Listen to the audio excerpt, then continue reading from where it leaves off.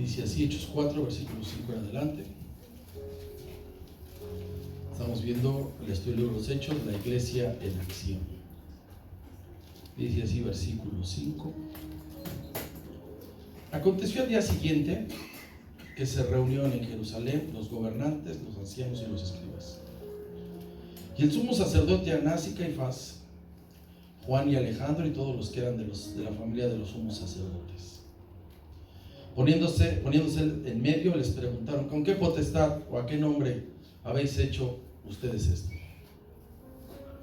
Entonces Pedro, lleno del Espíritu Santo, les dijo: gobernantes del pueblo y ancianos de Israel, puesto que hoy nos interrogan acerca del beneficio hecho a un hombre enfermo, de qué manera éste haya sido sanado, sea notorio a todos ustedes y a todo el pueblo de Israel que en el nombre de Jesucristo de Nazaret, a quien ustedes crucificaron y a quien Dios resucitó de los muertos, por él este hombre está en vuestra presencia sano. Este Jesús es la piedra reprobada por vosotros, los edificadores, la cual ha venido a ser cabeza del ángulo. Y en ninguno hay salvación, porque no hay otro nombre debajo del cielo dado a los hombres en que podamos ser salvos. Entonces, viendo el denuedo de Pedro y de Juan, y sabiendo que eran hombres sin letras y del barrio, se maravillaban y les reconocían que habían estado con ¿quién? Con Jesús. Y viendo al hombre que había sido sanado, que estaba en pie con ellos, no podían decir nada en contra. Entonces les ordenaron que saliesen del concilio y conferenciaban entre sí, diciendo: ¿qué haremos con estos hombres? Porque de cierto señal manifiesta ha sido hecha por ellos, notoria a todos los que moran en Jerusalén. ¿Y qué dice, hermano? No lo podemos negar. Sin embargo, para que no se divulgue más entre el pueblo, amenacémosles para que no hablen de aquí en adelante a hombre alguno en este nombre. Y llamándoles, les intimaron que en ninguna manera hablasen ni enseñasen en el nombre de Jesús. Mas Pedro y Juan les respondieron diciéndoles: juzgad si es justo delante de Dios obedecer a ustedes antes que a Dios, porque no podemos dejar de decir lo que hemos visto y oído. Y entonces ellos, ¿qué les hicieron, hermano? No dice aquí que les dijeron, ¿verdad? Les soltaron, no hallando ningún modo en castigarles por causa del pueblo, porque todos glorificaban a Dios por lo que se había hecho. 22, por favor. Ya que el hombre en quien se había hecho este milagro de sanidad tenía más de 40 años. Pues aquí ya estaba grandísimo. Bien, hermanos, estamos estudiando este capítulo 4 que habla de la oposición de una persona imposibilitada de los pies. que tenía, hermano? Pues no sabemos exactamente. Y les decía la semana pasada que el diablo, la manera en que ataca es por medio de las personas. Usted difícilmente va a ver que agarre y salga el ventilador disparado sobre su bello rostro. Eso no está en las películas. Para que eso pase, debe de usar una persona y aventarse. Entonces, hermano, la palabra dice que la lucha no es contra carne y sangre, hermano, pero el enemigo usa a los humanos. Entonces, el principio, hermano, ya sabe que el enemigo imita lo que Dios hace. Para que Dios use una persona, la llena de su Espíritu Santo, si no, no lo puede usar. El diablo, para usar una persona, lo llena de demonios, y es como vienen las cuestiones. Ahí, hermano. Vimos la semana pasada el alboroto que se hizo en el pórtico de Salomón, que era uno de los atrios, era uno de los patios que conectaban al patio de los gentiles. Y les recordé, hermano, que fue ahí donde el Señor Jesús sacó a los vendedores y a los cambistas, porque habían dejado a los gentiles sin ese lugar para que adoraran a Dios. Ellos no se podían acercar y metieron un tianguis. Usted se imagina, hermano, un tianguis dentro de un lugar especial. Y entonces el Señor sabe lo que hizo. Y vimos un poco de la doctrina de los saduceos, que no creen en la resurrección. Y vimos, hermano, porque ellos fueron a reclamarle a los apóstoles porque estaban predicando precisamente la resurrección del Señor Jesús. Y veíamos algo, hermano, que a veces sucede, que en ciertas instalaciones, o las que se llaman áreas comunes, que son de todos, hay unos que se sienten más derechos que otros. Usted llega a un lugar a estacionarse y están los botes, ¿verdad? Ya llegaron los dueños de las calles. Entonces de repente vi una zona comercial y llegaron los ambulantes. Y si un político quiere cerrar una plaza pública, ¿lo va a hacer o no lo hace? Entonces, hermano, siempre vamos a encontrar personas que se sienten con más derechos que otros. Así que vamos a continuar. Y están los apóstoles que iban a la oración de una manera cotidiana y despertó en un conflicto, hermano, que va a terminar de una manera especial. Versículos 5 al 7. Dice: aconteció al día siguiente que se reunieron en Jerusalén, ya dice ahí, los gobernantes, los ancianos y los escribas, el sumo sacerdote Anás y Caifás, Juan y Alejandro y todos los que eran de la familia de los sumos sacerdotes. 7, por favor. Y poniéndoles en medio, les preguntaron: ¿con qué potestad o con qué nombre habéis hecho vosotros esto? No es una pregunta de curiosidad de que, mira, pues digan nomás. Es una pregunta, hermano, cuestionando lo que había sucedido. Entonces yo no sé quién se metió en mi tema, pero alguien se metió en mi tema y el tipo está aquí. Vamos a hablar de los religiosos. ¿A dónde fueron a comparecer Pedro y Juan? A un tribunal que se llama el Sanedrín, que no era una de las fiscalías romanas, sino todo fue dentro del templo. La jurisdicción de ellos estaba dentro del templo. Fuera del templo estaba el imperio romano. ¿Qué era el Sanedrín?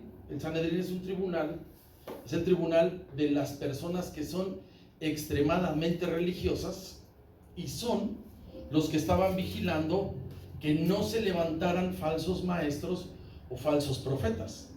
Si uno se levantaba, si se escuchaba que en una ciudad o perdón, ¿cómo se llaman ahí? Los que son rancherías, los chicos. Un pueblo o una ciudad mandaban un comando armado o un comando teológico para ver si lo que estaba diciendo estaba conforme a, porque si no ellos los apedreaban. Entonces al primero que le enviaron un comando teológico fue a Juan el Bautista y posteriormente al Señor Jesús. Así que vamos a ver Juan capítulo 1. Son comandos de vigilancia.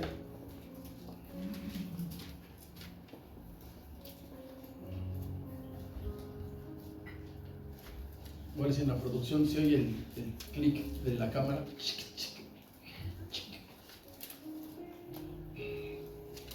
Juan capítulo 1, versículo 19. Juan se está levantando a hacerle la brecha al Señor Jesús y tenía un comando teológico. Dice versículo 19. Dice: este es el testimonio de Juan cuando los judíos, aquí está el comando teológico, enviaron ¿desde dónde?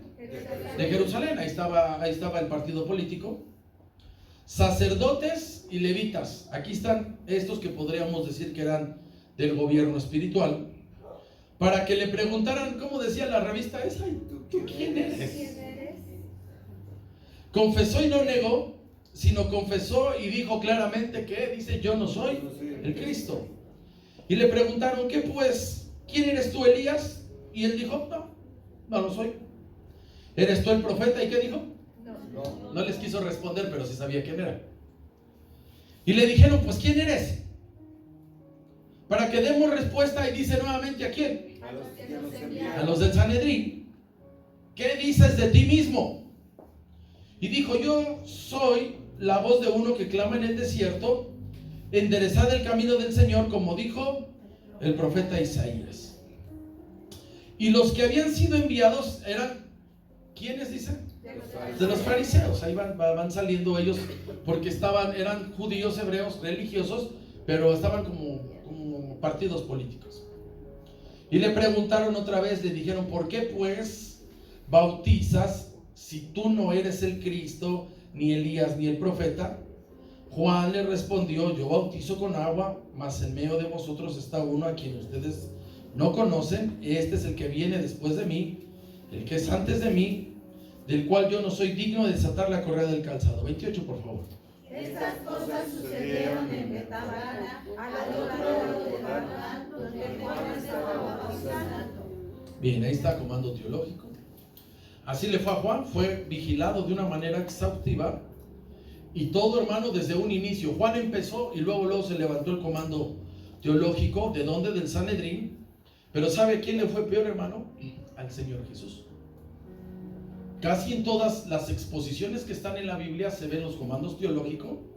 Y fue tanto, hermano, la persecución de él que le hicieron del Sanedrín, que hasta el último día de su vida estuvieron ahí, que fueron a quien le enviaron a Pilatos, al Señor Jesús. ¿Quién es? Diga, el Sanedrín. ¿Quién es? El Sanedrín. Mire, vamos a Marcos 3. Cada que usted diga, estaban los judíos ahí, estaban los fariseos ahí, no crea que ellos iban al culto, a la palabra. Ellos iban a supervisar en qué iban a atorar al Señor Jesús para luego apedrearlo. Pero a él no lo apedrearon, a él lo crucificaron. ¿Quiénes, hermanos, para que vean quién están ahí? Los del Sanedrín. Marcos 3 dice ahí, esto está dentro de una sinagoga, dice el versículo 1. Dice: otra vez entró Jesús en la sinagoga y había allí un hombre que tenía una mano seca, una mano. Y le acechaban. ¿Quiénes le acechaban? Los del Sanedrín, para si a ver en el día de reposo le sanaría con el fin de ¿qué? Vean nada más, hermano, en qué nivel estaban. Y como al Señor le vale gorro quién esté, cómo se llamen y cómo se apellida, entonces le dijo al hombre que tenía la mano seca: levántate. ¿Y qué dice? No dice nada de que me esperas al final y a la vuelta oramos. Párate, y lo pone ahí. Y les dijo a todos: es lícito en los días de reposo hacer bien o hacer mal, salvar la vida o quitarla. Pero ellos, ¿qué decían?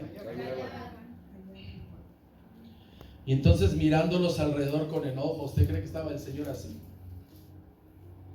¿Cómo estaba, hermano? Molesto. El Señor se enojaba. Entristecido, vean cuántas emociones. Enojado, pero a la vez entristecido por la dureza de sus corazones, dijo al hombre: extiende tu mano. Y él extendió y la mano le fue restaurada. Y vea el comando teológico, versículo 6. Y salidos los fariseos, tomaron consejo con los herodianos contra él para destruirle. No le digo que se metieron a mi tema. Gracias a Dios que no vivimos juntos, porque me hubiera dicho: lárgate de aquí.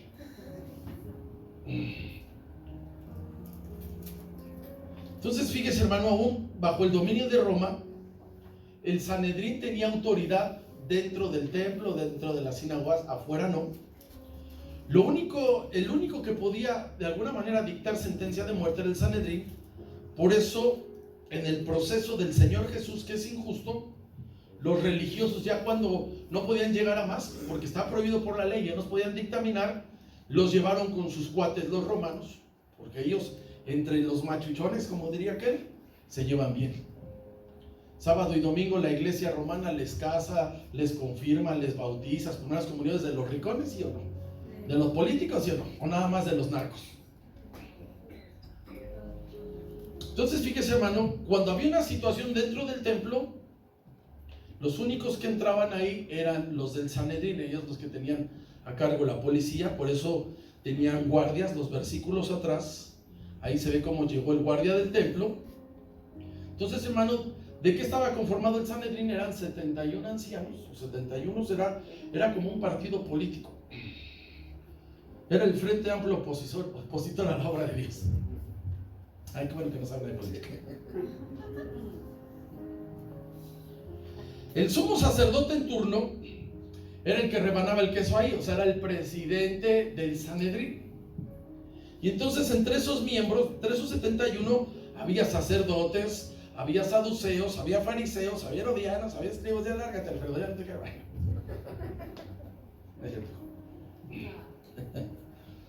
Ya le brincaron por él. Aguante. ¿Cuál era el propósito del Sanedrín? Retener el status quo para que no peligrara su posición, los contactos. Y entonces, hermano, vea cuántos estaban. Faltan escribas. Había los fariseos, eran fanáticos cumplidores de la ley. Pero ¿cuál ley? No la que instaló Moisés, porque ellos, hermano, no la podían aplicar.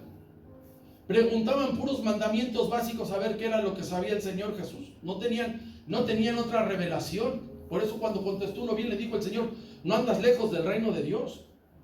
Vimos hace unas semanas que ellos son los que promovieron las leyes de las cuales no están en las escrituras, no están en la ley de Moisés.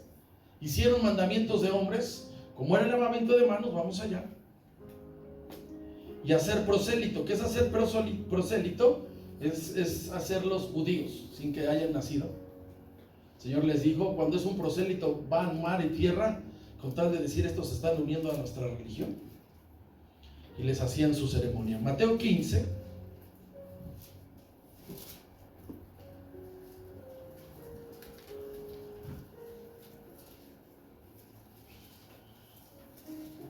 Versículo 7, el Señor le está dando un repasón a los religiosos, dice así el 7. Vean el recibimiento, ¿cómo les dice? Hipócritas. Y la palabra hipócrita, hermano, está subida de nivel en la Biblia. Está subida, es una palabra subida de nivel. Y dice, bien profetizó de ustedes Isaías cuando dijo, este pueblo de labios, ¿qué dice? Mas su corazón, pues en vano me honran, enseñando, ¿qué dice? No la palabra. Entonces, ya lo vimos, ya lo explicaron, que habían inventado la ley de lavamiento de manos y la más dura fue que saliendo de la cama había que irse a lavar las manos, quién sabe por qué. Pero todavía hay más, hermano.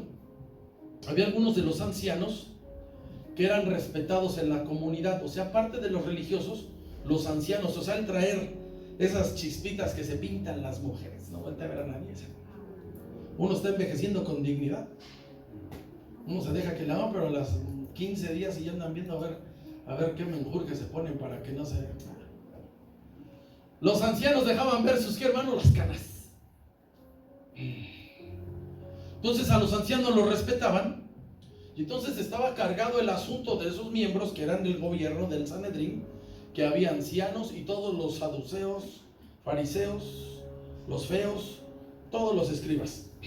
Y entonces ellos habían hecho un comité de jefes de sacerdotes, y mire, funcionaban ahí dos clases. La primera es que funcionaban todavía ahí en el Sanedrín ex sumos sacerdotes. Habían distorsionado, hermano, lo que Dios les había dicho. Estamos ahí en Hechos 4.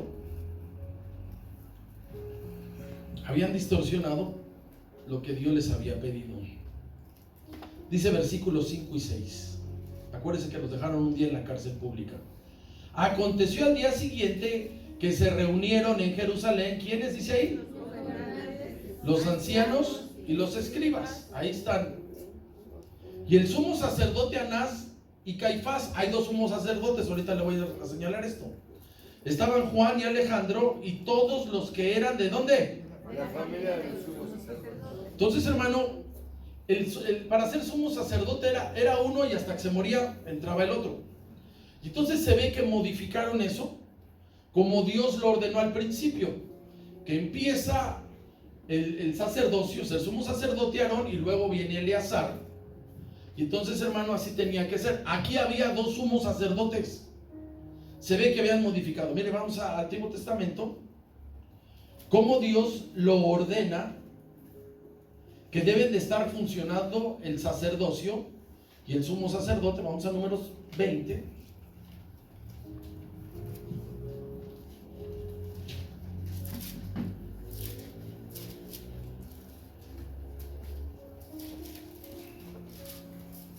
Dios lo ordena.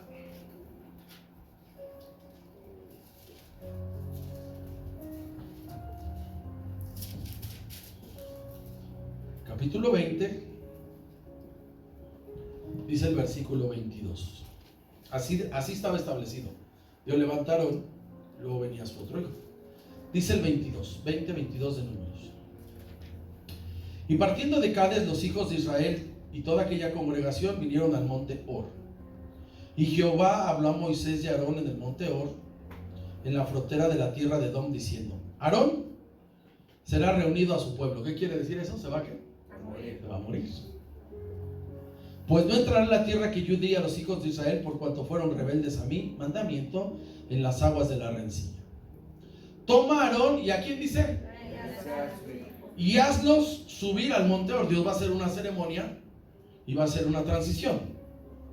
Y desnuda Aarón de sus vestiduras y viste con ellas a Eleazar, su hijo. Así estaba establecido por Dios. Porque Aarón será reunido a su pueblo. ¿Y qué dice? Allí morirá. Y Moisés hizo como Jehová le mandó y subieron al monte Hor a la vista de toda la congregación. Y Moisés desnudó a Aarón de sus vestiduras y vistió a Eleazar su hijo. Y Aarón murió allí en la cumbre del monte. Y Moisés y Eleazar, ¿qué dice? Descendieron del monte. Así estaba. Lea el último versículo 29, por favor. Y viendo toda la congregación que Aarón había muerto, le hicieron duelo por 30 días todas las familias de Israel. Solamente había un, ¿qué, hermano? Un sumo sacerdote. Aquí ya aparecieron dos. Entonces, dejaron de practicar, hermano, esto que Dios había establecido. Debe ser bien importante, hermano, obedecer a Dios. Era uno. Y entonces, hermano, se ve que posiblemente hicieron un comité para ver a la hora que se le diera la gana a uno o a otro, pudieran meter al que ellos quisieran. Y entonces, hermano, aquí empieza a distorsionarse lo que Dios había llamado. Los sumos sacerdotes, se ve que unos caían de tal manera, o sea que si no les gustaba, pasaba algo, los quitaban y ponían a otro. Y sabe, hermano, eso tristemente pasa en las congregaciones de la iglesia cristiana. Cuando ponen al pastor por votaciones, quien ha estado en otro lado, nada más no diga amén. Y entonces dicen, el hermano tal, nos está gustando y van a votaciones, esperan, porque formaron un comité dentro de la iglesia, hermano, y es el desorden que usted no se imagina. Así era. Y eso, hermano, a veces sucede porque a veces se instala la democracia en la iglesia. ¿Cómo es la democracia, hermano? La democracia es por votos. Como no se pueden poner de acuerdo, entonces se hacen votaciones. Eso no está en la palabra. O usted ve que diga a Dios, que le diga, pues ya no jaló, Saúl ya no obedece, y vamos a hacer votaciones. Aquí está David, y aquí está, traía también una cap Saúl, y aquí está cap. Y se fueron a votaciones, o dijo Dios, me lo he escogido para que sea príncipe de mi pueblo. ¿Está ahí, hermano? Entonces, posiblemente, hermano, así ya habían metido en ese tiempo, además para que vea contra quién estaban los apóstoles. Y entonces, hermano, aquí está, y empiezan a hablar en plural. Vamos a Lucas 3. Ya no empiezan a hablar de un sumo sacerdote, sino empiezan a hablar en plural. O sea, había varios sumos sacerdotes. Y usted sabe que nada más debe de haber una cabeza, ¿sí o no? Porque si dicen hay dos cabezas, entonces un marciano, el tipo ese, ¿sí o no? En ningún lado usted dice, vi una persona con dos cabezas, usted no le llama la atención, dice, wow, una cabeza estaba más linda que la otra, ¿no? Yo no soportaría otro tipo así de guapo como yo al lado. Imagínense, si me dejan el lado de le quito mala. ¿Está ahí o no? Lucas 3.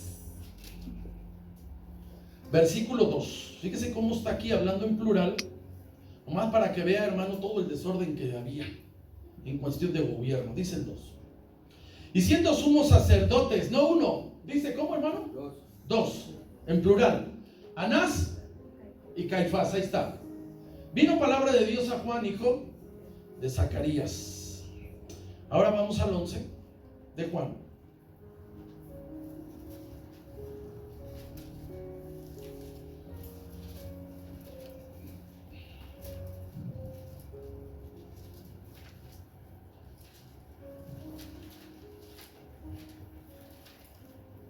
Dice el 49, Juan 11, 49. Entonces Caifás, ¿uno de qué dice? De ellos, ¿sí dice ahí? Dice en plural, ¿sí o no? Uno de ellos. Caifás, uno de ellos, sumo sacerdote aquel año. Fíjese cómo no se oye que eran fijos, sino de aquel año les dijo, vosotros no sabéis nada, ni pensáis que nos conviene que un hombre muera por el pueblo y no que toda la nación perezca. 51, por favor. Esto no lo dijo por sí mismo, sino que como era el sumo sacerdote aquel año, profetizó que Jesús había de morir por la nación. Están acabando las pilas, ahí se preparan cuando truene el asunto. Dice la historia, hermanos, que en los años 37 al 67 después de Cristo, dicen que hubo 28 exsumos sacerdotes. ¿Ustedes se imaginan eso? Si ya con haber conocido 6 presidentes del PRI estoy que quiero decir que qué malos gobiernos nos tocaron. 28 sumos sacerdotes, o sea que había un comité.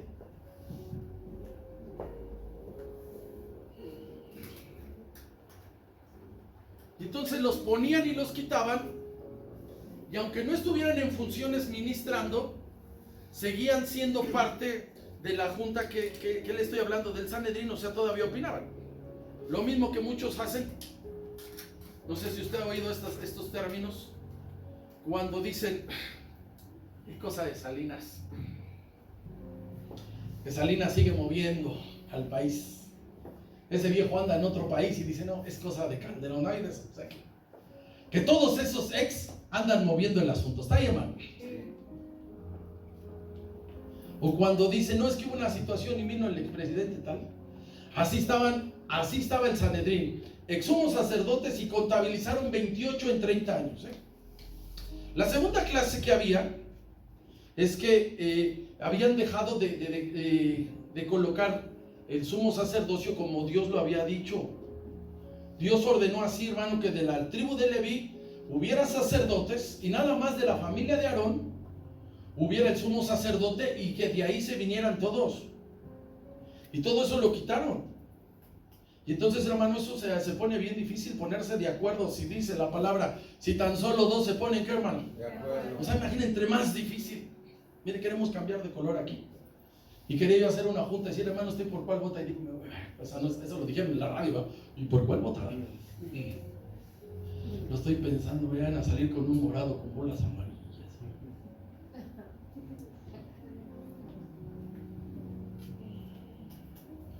Usted ha oído, ¿verdad? Ahora que quitaron a Benedicto XVI, Benedicto, ¿verdad? Y que el Papa emérito, y que vino el payaso ese de Argentina. Ore por mí para que yo acepte a los argentinos, ¿verdad? Que ahora la iglesia romana con 2 cabezas. Versículo 5. Vean lo que está pasando. Dice, aconteció al día siguiente que se reunieron en Jerusalén. ¿Quiénes? Todos esos. ¿Y quiénes? Los ancianos y los escribas. Así que estamos viendo, hermano, la prédica del apóstol Pedro, y les habla, hermano, y les dice cómo el Señor Jesucristo, lo que le hicieron, cómo resucitó. Y entonces viene ese comando ahora con ellos, y vienen, hermano, con todo el atropello, porque los llevaron a la prisión. Usted imagínese, hermano, que está usted discutiendo con un testigo de Jehová o con un romano, y de repente usted quiere ir a ver a la 44, que le queda para ir por donde iba el Arielillo. ¿A dónde está? La hermana Carmen se puso bien fiera predicándole a uno de esos tipos y le restregó las verdades. Y ahora está detenida, y la chaparrita se la quieren llevar a Santa Marta, Catitlán. Así les estaban haciendo por predicar, hermano, por predicar la resurrección del Señor Jesucristo, por predicar la obra redentora. Pero sabe, hermano, la palabra había dicho así, que así nos iba a ir, hermano. ¿Y cuántos valientes hay aquí en esta? Versículo 7 dice ahí: y poniéndolos en medio, usted imagínese la intimidación, les preguntaron, ¿con qué potestad, a nombre de quién hacen esto? O sea, que sanaron a este que estaba destinado a hacer toda su vida, y ustedes vinieron a sanarlo. Pedro, con todo el miedo que estaba en su persona, les dijo, no nos peguen. ¿Qué dijo? ¿Cómo se ve ahí? Dice que está lleno de ¿qué? Y les dijo, gobernantes del pueblo y ancianos de Israel, puesto que hoy se nos interroga acerca del beneficio hecho a un hombre enfermo, de qué manera éste haya sido sanado, sea notorio a todos ustedes y a todo el pueblo de Israel, que en el nombre de Jesucristo de Nazaret, a quien ustedes crucificaron y a quien Dios resucitó de los muertos, por él este hombre está en vuestra presencia sano.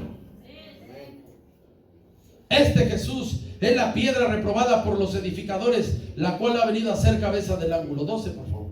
Y en ninguno otro hay salvación, porque no hay otro nombre bajo el cielo dado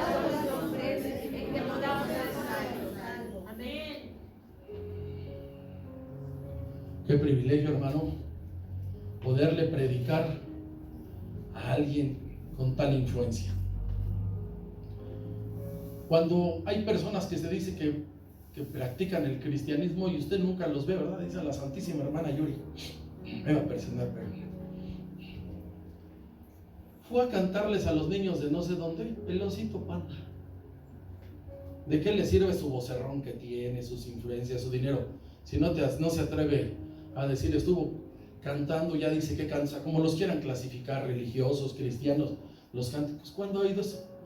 Que están en un programa y dicen ahí, bueno, supimos que se fue mejorando tu vida, y cuando se paran y dicen, sí, es el Señor Jesucristo el dueño de mi vida. Nunca los oí. Y aquí Pedro, con toda esa intimidación, después de estar, hermano, detenido, un sencillo pescador galileo, no se presenta como juez, está como víctima.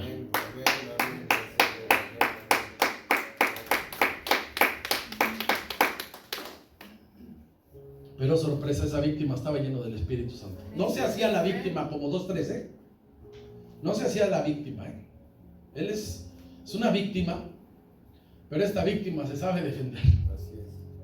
Y mire, hermano, no es cualquier tribunal al que le está hablando, Si usted dice ahorita, yo fui y le puse una protesta frente a la Suprema Corte de Justicia de la Nación y me dejaron pasar, hermano, usted está sobre los meros magistrados. Está el apóstol Pedro con el tribunal, hermano, que había condenado a muerte al Señor Jesús, o sea que los conocía, sabía de lo que eran capaces, y entonces había que ponérseles. En el caso del Señor Jesús era diferente, porque Él tenía que llegar a la cruz, y Dios está utilizando eso, pero aquí no. Aquí Pedro se muere y no pasa nada. Entonces aquí Pedro se estaba jugando la vida, pero le viene un valor, y ese valor nada más lo da el Espíritu Santo. Se llama denuedo. Cuando tú estás lleno del Espíritu Santo y tú estás en asignación, viene el denuedo. O sea, el denuedo no dices, wow, estaba yo viendo mi partido, estaba yo viendo la pelea del Canelo, quién sabe cuándo pelea ese tipo, pero estaba yo viendo, me iba a decir un boxeador, vaya a bajarme yucho hasta con el pipí no juegas. Y vino el denuedo. ¿Cómo viene el denuedo, hermano? Cuando estás bajo asignación. Cuando tú estás haciendo lo que te toca hacer, viene el dunamis, viene el poder. Entonces el denuedo viene por el atrevimiento que tú realizas cuando estás bajo asignación. ¿Cuándo es eso? Cuando tú realizas lo que te toca hacer, que Dios te manda, nadie te puede detener. Ya veremos en el otro capítulo cómo Dios mandó un ángel a sacarlo de la cárcel a Pedro, porque estás bajo asignación. ¿Estamos ahí, hermano? Dice versículo 10. Está hablando Pedro.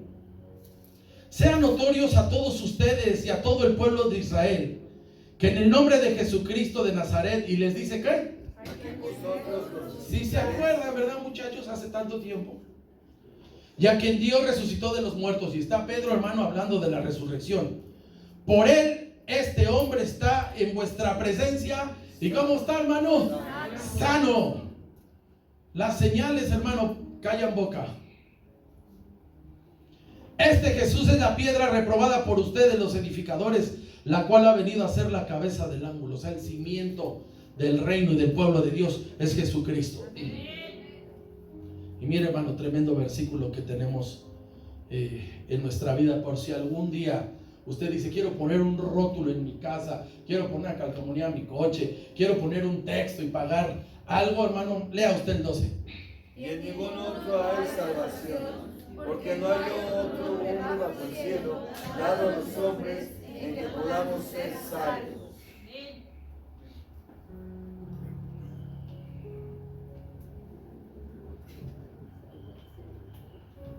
Eso es poderoso. Mira, hermano, yo sé que todos sabemos lo que es el miedo y todos sabemos lo que es el valor. Ya nos dio la definición de miedo, el viernes. Tener miedo, hermano, no quiere decir que no tengas valor. Hay que enfrentar alguna situación. Pero hay dos clases de valor. Número uno, hay un valor insensato. De repente dicen, oye, está pasando esto aquí al lado. ¿A dónde? Pues vamos, nadie te metió y fuiste a meter tu cuchara santa, ¿sí? Y ya llegas y ni sabes nada de cámara, que se armen los carambazos y más bien, ¿qué tenemos al que recibir? Y no, doña María, va. Me sé más, también para las que no han salido, de que caerán a tu diestra 1000 y 10,000, pero a ti no llegarán. Eso está más sano. Todavía no sabes si ya estás repartiendo, órale, hasta para llevar traigo, órale. Y luego dices, bueno, ¿y a qué se te vio la bronca? Nada, me pegó su vieja Le venimos a hacer al paro para llevarle y decir, esta loca lo va a matar. Y tú acabaste golpeando a toda su familia. Ay, pues ya vamos.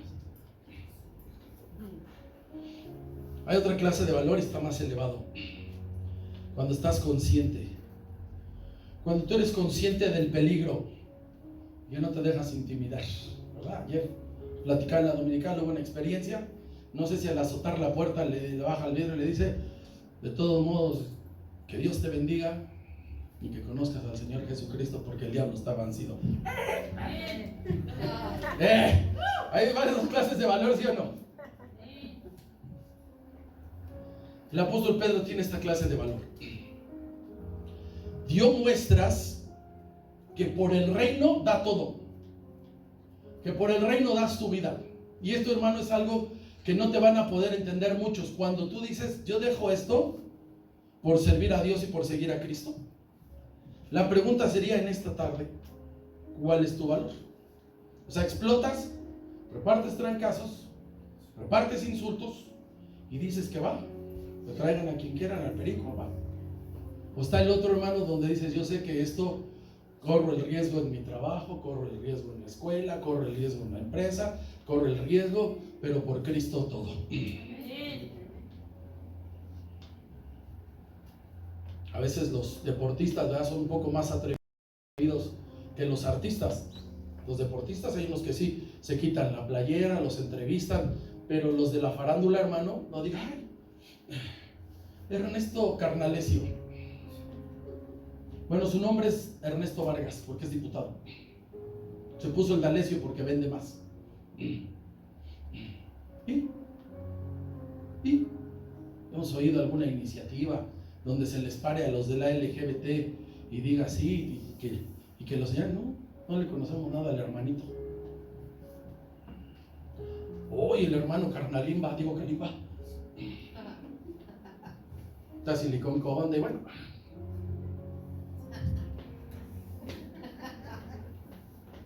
Los santos no dicen nada, ¿verdad? Hay varios santos aquí, No se les ve atrevimiento. ¿Sabe por qué? Porque si no pierden sus seguidores, pierden sus chamas. Y dice la palabra que el que es amigo del mundo se constituye enemigo de quién. Entonces alguien cuando dice, no, es que yo no me meto en dificultades con mis amigos católicos y yo voy allá a adoptar la iglesia romana, lo mínimo que puedo hacer, voy a escupir allá adentro y pudiera hacer otras cosas más feas. No nos metemos con ellos porque les venden sus discos. Ya ve que hay 2, 3 maricas que les venden sus discos y porque se los compran los romanos. Hay que decirles que Cristo Jesús es el camino, la verdad y la vida. Nunca hablan de su fe. Aquí está el apóstol Pedro, hermano, diciéndoles que es el Señor Jesucristo. Ahora fíjese lo que le voy a decir. Si algo es seguro en este camino, hermano, son las dificultades. Dile al de lado, son las dificultades. Dile al del otro lado, son las dificultades. Si hay un tonto pidiendo que no quiere dificultades, si alguien anda pidiendo ahí que no quiere él tener problemas, hermano, está en el lugar incorrecto. Aquí siempre hay problemas y dificultades. Aquí sobra oposición. Todos quisiéramos orar para estar todos en paz, pero hermano, el Señor Jesús dijo que Él no había venido a traer paz, vino a traer disensión. O sea, quienes están en desacuerdo con lo que tú crees, no les digas yo respeto. Tú diles que el Señor Jesucristo es el camino, la verdad y la vida, y se los demuestras. ¿Están ahí, hermanos? Sí. Versículo 13.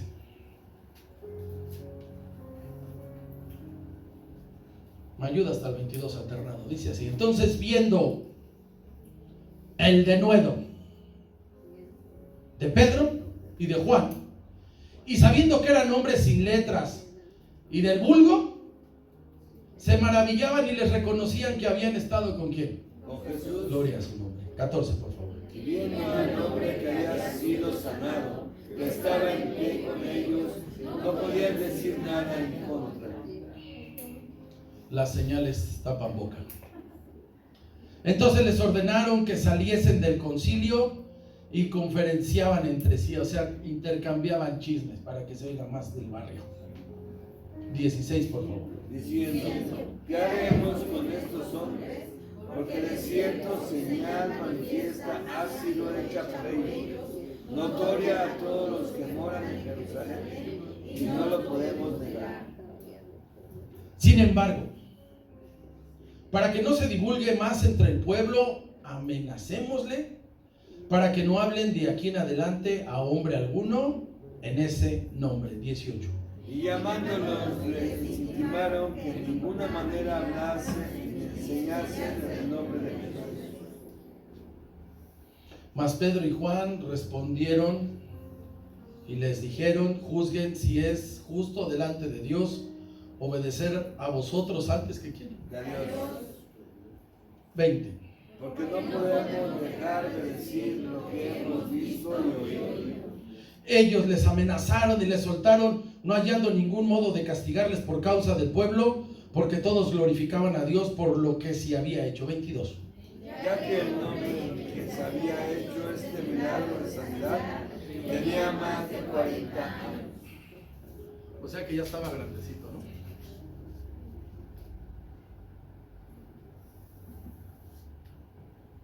Le vengo diciendo cómo ataca al enemigo, hermano. No nos especializamos en lo que hace su puerca existencia de ese tipo.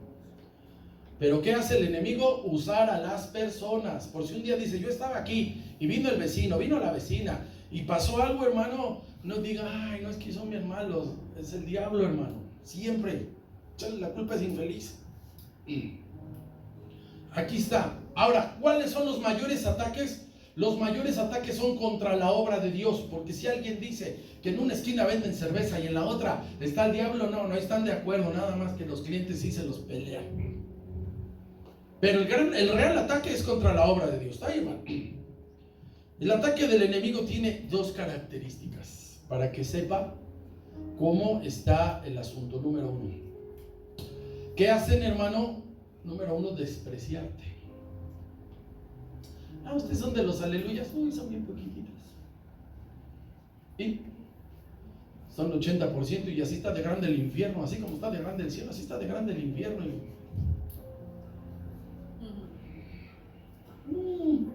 Nosotros deberías de ver qué actividades llenamos el Estadio Azteca, y que deberían de ver que viene el papamóvil y ahí con que te pongas tu mano y tu cachete. ¿Qué tiene el enemigo, hermano? El enemigo siempre te quiere minimizar. ¿Se ha visto a los boxeadores cuando van a pesarse, sí o no? Dice, ¿están viendo feo o no? No dicen lo que se piensan, porque eso sería muy fuerte para el horario familiar. Están con su chica.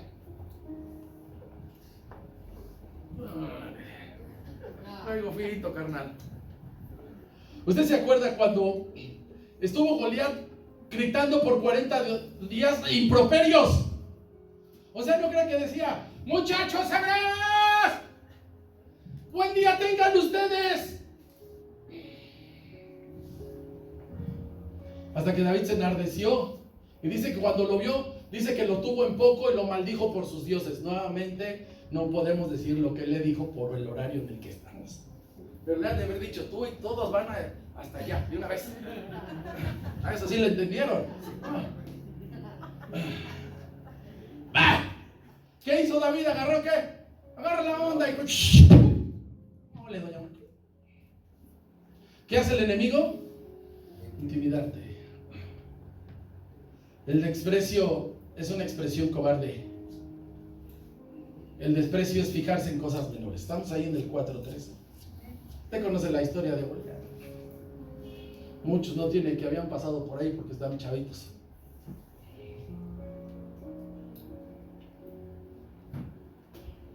Entonces, viendo el denuedo de Pedro y de Juan, sabiendo que eran hombres, ¿cómo dice? Ahí está el desprecio. ¿Y de dónde? Y del barrio. Se maravillaban y les reconocían que habían estado con quién. Eso es lo más importante.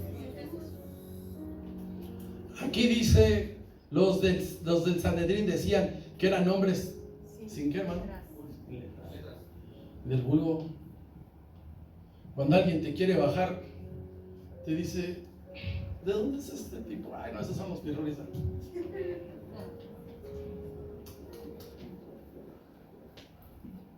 ¿Cómo dices que se apellida este? No, pues Rivadeneira. Ah, entonces el mío. ¿Esos padres venden tamales?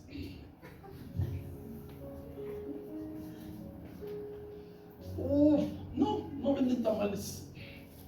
Venden verduras. ¿Cómo se apellida? No escuché. Aquí dice que les dijeron que eran hombres sin qué, hermano. Es una ofensa. Hombres sin qué. O sea, no fueron a estudiar. O sea, dice, fue a la escuela, pero nunca entró. Dice. Sí hizo la escuela, dice, pero porque era maestro albañil. O sea que no tenía ninguna clase de preparación técnica. Nada. Alguien dice, sí, tengo mi tercer semestre de preprimaria. Órale. Y fui campeón de plastilina, de recorte, y luego las caritas me quedaban bien padre. Nada. O sea, le estaban diciendo, no habían estudiado, no conocían la ley de Moisés. Y aquí, hermano, la expresión que eran del vulgo, o sea, que eran laicos, sin cualificación personal, o sea, eran del barrio. O sea, por eso cuando le tiene una sobrina desubicada y la tía está medio alzadita, le dice, oye, hija, ¿de dónde es tu nombre? Pues es de la Merced, tía. Vamos a ver. No, perdón, de la Candelaria. Está. No, más allá, de Tepito. No. Y se vino a cambiar a la colonia obrera, esa que está al lado de la Buenos Aires. Y ya lo más gacho viven en Iztapalapa. Estamos hablando, pero espérenme que acabe con el asunto.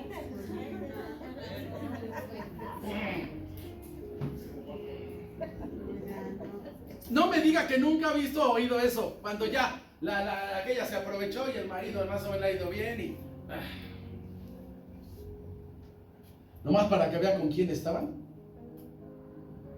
O sea que los del Sanedrín los estaban midiendo por lo de afuera, no por lo de adentro. O sea que no había categoría personal. O sea, es como si cuando dicen, no, pues ¿a qué se dedica? No, pues ahorita no tiene trabajo, pero está en el billar ahí todo el día mi marido. Queriendo hacer el Macé y el Ravencé, son dos tiros bien difíciles.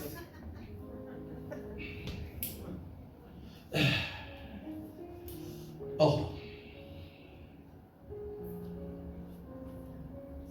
Señor Jesús tenía un oficio bien humilde. Él era carpintero. Hasta como prueba de que Dios ama este lugar, tenemos un Jesús y es carpintero. Y cuando tenía 33 años lo cuidamos para que no lo fueran a llevar al paredón.